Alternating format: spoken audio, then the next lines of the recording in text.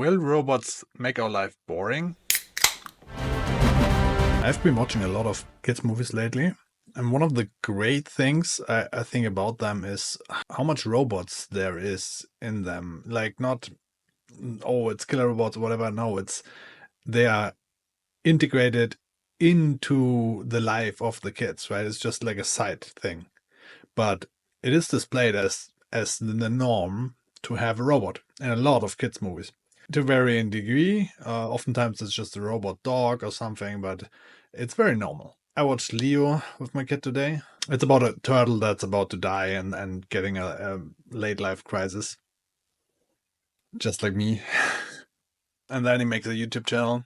He's not having a YouTube channel, but one of the side things on the movie that kids don't get, I think it's very interesting, is that there is a drone of a kid. It's a conscious and probably super intelligent robot that does everything perfectly and can do things very, very quickly. One of those robots is trained to always do everything for the kid, protect him, and just help him, right? He's there for them. He's a friend, he's a helper, he's also perfect, knows everything. It's a drone, he can't talk, but. And one of the side plots of the movie is basically that this kid wants to live his own life. You were always there for me, but now I have to live my own life, and quits him. This could symbolize like an overprotective parent, of course. I think this is very much talking about the future that awaits us probably pretty soon. Maybe if you watch this video, actually, you already have robots in your home, right? And I think the interesting point that this video talks about, besides the overprotective parent that this could symbolize, is that the robot also, when the kids at home, they try to build something with their stones. They try to build a castle or whatnot, and then the drone comes in, builds it perfectly within a couple of seconds, and then and then the funny thing about the movie is that they basically it shoots out some fireworks in the air, and Mike's, ta-da! You made it! Yay! Go, girl! While the boy that the drone belongs to was just sitting there and basically doing nothing, and then, okay, I got this now. While the real enjoyment of the process was the building the castle of yourself, right? And if you have a drone that does it all for you, there's no point of even building it. It takes the enjoyment away. And the drone thinks, though, that, hey, ta-da! I fulfilled his wishes. And that's just sad, right? And this is a future that is very realistic, will be awaiting us. That I'm a programmer. For me, it awaits me very soon, if not it has already. But once agents are out, this might be coming in 2025. I think it's a realistic future that will be inevitable, that you can go to a computer and talk to him just like you would to an programming employee. Hey, build me this and this, and then he goes on and takes some time or not, right? But you will get it. And then the question is, but then you can have the ideas and yeah, no, not really, because the also, besides programming, the AI is also good at everything. Yeah, so they might take my jobs. Maybe there is some programmers still out there, but it will be reduced because you just don't, like, even if it just helps other humans, then you need less humans to do the same work. Maybe there's some more work to do. Obviously, you can make things even better and whatnot. But then the question becomes, even what is even worth building, and so on. Very existential crisis. It has always been the case that technology comes in, and then humans discover other opportunities, and new jobs are created and whatnot. The thing that is different now with AI is that AI will take those jobs too. So, and then you end up a point where it's not really worth doing anything, building a castle, because the AI or the robot can do it quicker and better.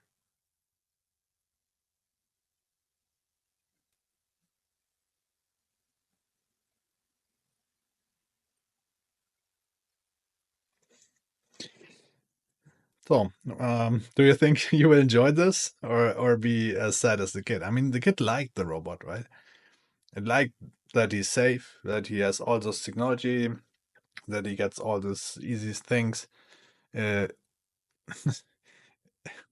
when there was like a not kid safe scene, the robot was holding his hands quickly for the kid and whatnot.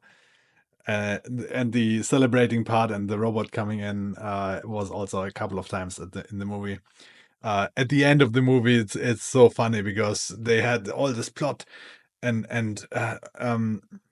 then the girl with the talking skills basically solved the situation by using her skills and so on.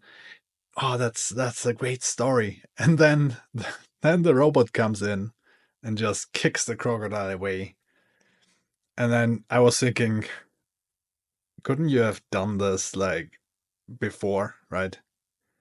Wasn't the movie pointless, or the ending, at least the ending excitement, wasn't this pointless? Because the robot could have just come in and solved the problem for them. And then the robot comes in with his fireworks and yay, we made it. Yay. And I think the movie make us know very much so that it did render the excitement of the movie scene pointless if you do that. And the question is, do robots and AI make our whole life pointless, right? Um, and it depends on who you ask and what mindset they are. You will get different things. But yeah, ultimately, I'm still on the positive side, even though I think it will take my job. It will make huge changes. So it's an interesting time ahead for sure. I mean, this is all a little bit in the long run though, but I think it's the future that my daughter will grow up in, really, or like at least that will be her life as an adult. That's why the kids' movies basically prepare them very well. That's a good thing. Yeah, in this movie, kids still go to school, of course. This whole thing needs to like probably change, right? Education. I heard one point where I forgot where that was, but maybe robots will or will not take our jobs, but they will basically make our knowledge worthless. Right now, if you have knowledge about programming, about other things that might benefit humanity, right? That's worth something. People might ask you, hey, what do you think about this? You can maybe make a good solution out of this, right? But if AI does everything better than that, or robots, then your knowledge is just not worth anything, and the AI has all the knowledge. There's certain things that I can't do though. I think, and probably never will. I'm not saying human empathy because honestly, humans are bad at this sometimes as well, and AI is getting pretty good at it as well. Okay, robots can maybe also make the human touch if they're perfect or whatever, like super intelligence age.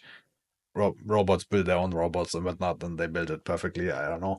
But ultimately, what I discovered so far, and I don't think this will necessarily change, is that a human knows probably better what humans want, how they feel, how they experience the world than an AI or a robot can or will be. And a robot knows how a robot experiences the world, and yes, I think that's some sort of consciousness.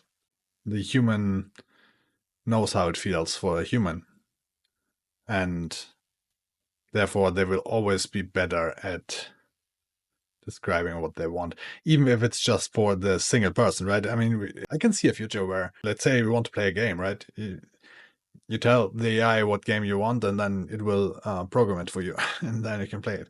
And this will be then very individual, though, and not only does it not know what humanity wants, but what you specifically want, that only you knows, right? And maybe you know other people that are like you and what they want, you also know better. So maybe you can actually use AI and robots to create things that human want, and you might be better at AI for a long time.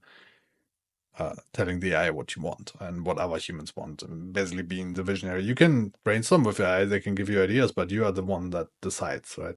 So that's one angle, and then obviously the other angle is that, yeah, if we do this right, it will be a lot of changes. But assuming you get this whole UBI thing in there, and well, then life will be great for us, right? Who knows how great? Might not even be able to imagine it. The main character of the movie were a turtle and another animal, lizard or something, and they were obviously in a cage, and they had a very boring life, just like we will when the robots are doing everything for us. The lizard was about to die, right? He wanted to experience some things for himself and to his life. And then one of the kids he was talking to was also doing the same thing. And it's kind of like all playing on this. And I think the movie makers know. I don't know. What do you think? Do they know about this? I think they do. Like the metaphors in this is just too accidental, right? The we will be the animals in the zoo, right? We will have an easy life. They will give us food. It's much harder than in the end. The animal was in the wild and he was like not able to catch anything and dangerous animals and whatnot. He doesn't have that, and he got protected and he got everything to eat and he had a good life. The question is, do we as humans feel bored and want to have the struggle and have things? And I think we will miss it, right? I think the one thing that humans will always be able to do is find something to complain. So even if you have the perfect life, you will then complain about your perfect life. And if you don't have the perfect life, you will complain about those sort of things. And there will be certain unevenness for sure. Like it's hard to do, right? And I think people will complain a lot, honestly, about all sorts of things. And I'm pretty sure that not all humans will be okay with the changes, but a lot of them will be living a very better life. How do we solve the problem that robots do everything for us, right? Will all our things that we do be only recreational, right? I mean, he could have also not helped the kid building his castle because the castle is not essential to build. It's just the fun of building it. But is it really fun then if you know that you can easily just build it by speaking, hey, I want this castle so and so. And that's what the kid could have done, by the way, right?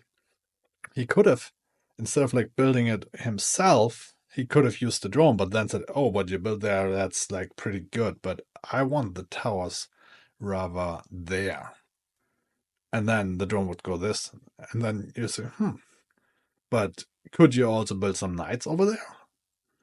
And so on. And then the humans get what he wants, and then maybe other people will also enjoy this, right? It's kind of like an art at that point.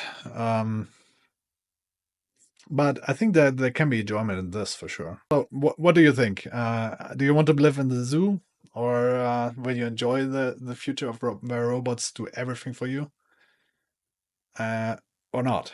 Right? Or do you think it's completely unrealistic anyway? Yeah, at the very least, we can think about things and think about what we want. And that's how I envision the content in the future of my channel will be. The channel started with me not knowing anything about what I want to do. And then I decided I know what I want to do. I want to make videos that I want my daughter to know, right? And that was basically the last video that I made. And then my daughter was born. And that changed everything, right? And then I didn't want to make videos. I just wanted to make her smile, right? I didn't want to make videos teaching her anything. And honestly, does she really want to hear it or whatever? Like, who knows? I'm sure she will make her path. And I just, if she's happy, I'm happy. And that's no longer the direction I want this channel to go. But I occasionally find interesting things and I want to talk. I have some probably unique thoughts that I want to share and try to inspire people to maybe also think about those things, right?